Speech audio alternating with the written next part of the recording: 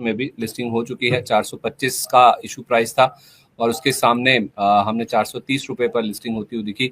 430 रुपए पर लिस्ट होने के बाद 430.75 ये भी हाई हमने बनता हुआ दिखा। तो 5 से 6 रुपए का अप मूव स्टॉक में बना और उसके बाद स्टॉक में हो गई मुनाफा वसूली हावी।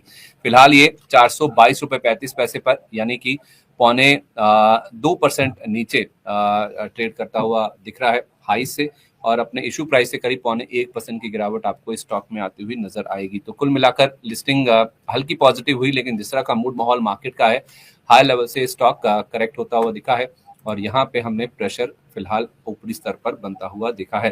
तो अगर आपके पास भी क्वालिटी पावर का शेयर है तो अपने सवाल आप हमें शेयर कीजिए। मैं आपके जो सवालों के जो जवाब है वो लेने की कोशिश करूंगा। अंकित सर वैसे कह ही रहे हैं कि वैसे बिजनेस में कोई ऐसी दिक्कत की बात नहीं है, बिजनेस मॉडल बहुत ही बढ़िया है। आप चाहें तो इसमें ऐड भी कर सकते हैं। अगर आपका लिस्टिंग गेन्स को लेकर व्यू था तो आपको जरूर निराशा हुई होगी, क्योंकि लिस्टिंग पर कुछ ऐसा खास अच्छा मूव नहीं बनता हुआ दिखा है।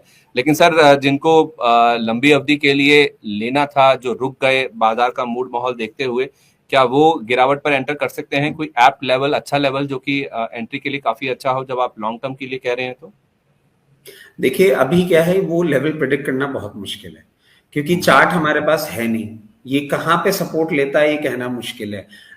वेरी फ्रैंकली मैं तो ये कहूंगा कि आप अगर 100 शेयर खरीदना चाह रहे थे तो मान लीजिए 100 में से 10 अभी यहां खरीद लीजिए, और अगर करेक्ट करता है, करेक्ट करके एट अराउंड 390 लेवल्स के आसपास आता है तो वहां पे और थोड़ा सा खरीदेगा। मतलब बहुत हाइपोथेटिकल लेवल्स हैं, till the time you don't have the chart ये कहना बड़ा मुश्किल होगा कि कहां सपोर्ट मिलेगा, कहां रेजिस्टेंस मिलेगा। हल्की सी बाइंग कर लें, जो भी आपको बाइंग करनी है, buy only 10% of it, but long term के लिए don't expect any miracle happening. Market एक अलग मूड माहौल में है, ये शेयर में थोड़ा सा टाइम आपको देना पड़ेगा। ठीक है, तो आप कह रहे हैं कि लंबी अवधि के लिए अगर आपको पोजीशंस खरीदनी है या फिर एंटर करना है तो आप जरूर एंटर कर सकते हैं। 10% अभी लें। और नीचे वाला जो लेवल था सर मैं वो मिस कर गया, मैं 390 सर, 390 वो भी एक्सट्रीम आ रहा है मेरा, कि मार्केट इतना एक्सट्रीम हो रहा है कि लेवल्स आपको उस तरीके से देखने को मिल सकते हैं।